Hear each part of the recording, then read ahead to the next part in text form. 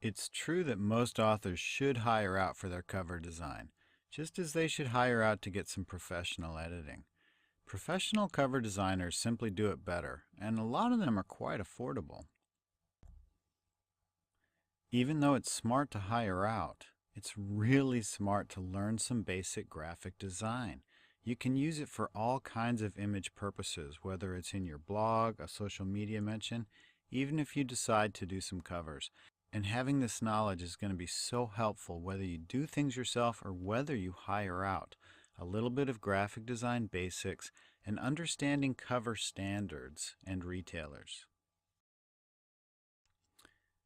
Here's a blog post written about Amazon Author Centrals and foreign countries and the expansion of Amazon. And so it was important to have a multinational symbol that involved Amazon and these other nations. And so it was actually easier to create something than to really find and acquire something. This image actually came together fairly quickly, and it's been a very successful blog post. This is another example of a good time to make your own images or book covers.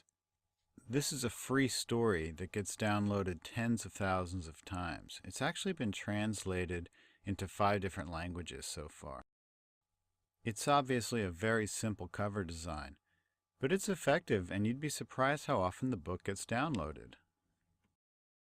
This is the Spanish version of the book.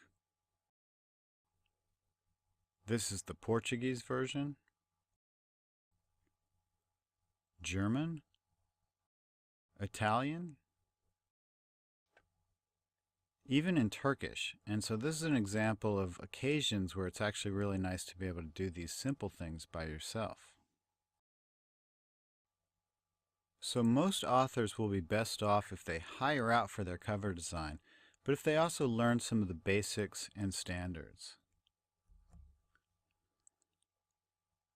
Whether you or someone else creates your cover, it's smart to know that a really good universal size for it is 1600 by 2400 pixels, and that's width to height. It's very similar to a 6:9 ratio book.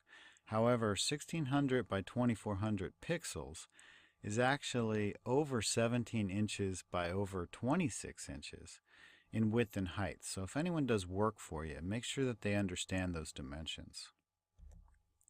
It should be a minimum of 300 dpi or ppi, whether it's dots or pixels to inch, however you prefer calling it. It has to do with clarity and resolution, and that's a good minimum that it should adhere to. JPEG files are most common. They're pretty much accepted at every retailer. So if someone does work for you, it's good to have a JPEG version of it. It's really important to beware of white backgrounds, especially when you upload to a retailer that has a white background like Amazon, because the book can get lost on the web page. So if you do have a pure white background, you may want to put a tiny black border or some colored border around the edge of it. It's also really smart to go to Amazon and look at some best-selling book covers just to get some ideas of what might work for yours. I think it's smart to go to Amazon and either go to the bookstore or the Kindle store and just type in bestsellers. And then you can scroll down and see what comes up to just get a feel for some of these covers. Now, I'm going to point out a couple that aren't that difficult in my opinion. Let's check this one out.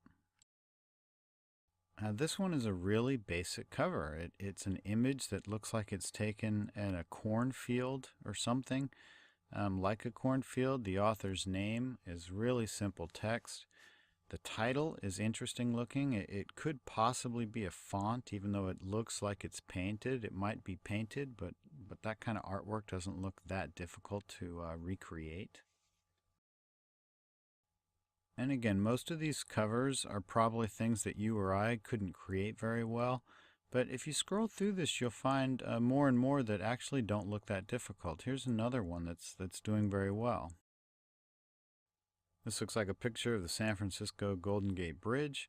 It might be a stock photo that's slightly been altered just a bit, maybe to give it a bit more red. It looks like they used one font for all of the text. The title text looks a little bit more red than the author text, but This looks like a really simple book. I'm almost surprised at how well it's selling based on the cover alone. Scrolling through books at Amazon is a great idea, especially books that are in your genre or books that are really similar to yours. We're also going to talk about strategies for hiring out, hopefully to save you money, but also, more importantly, to get a really good book cover made for you. And then we're also going to talk about graphic design ideas, just in case you want to try some book cover design, but even just for the rest of your author platform.